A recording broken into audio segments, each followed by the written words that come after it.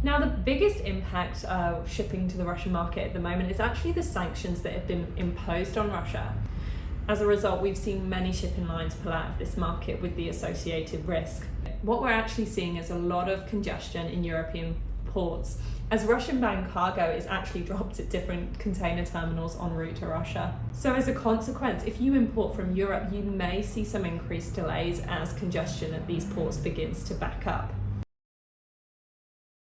So we are expecting to see some costs increase as demand becomes higher against the complexities of congestion in these markets. In terms of other impacts that we might consider, Russia is a major producer of oil.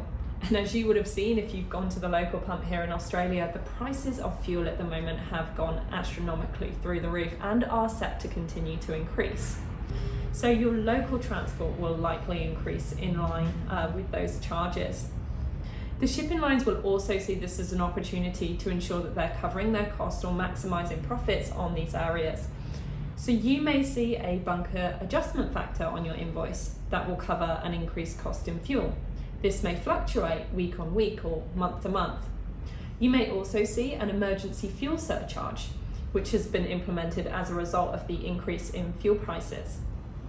Other surcharges you could expect to see include a war surcharge as a result of the conflict to cover any additional costs that might be involved with congestion, rerouting cargo, etc.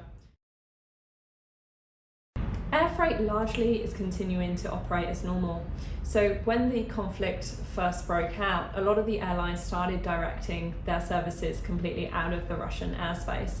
So while this may have a few hours impact on some of the normal routes that these airlines travel, we would suggest that the impact would be minor.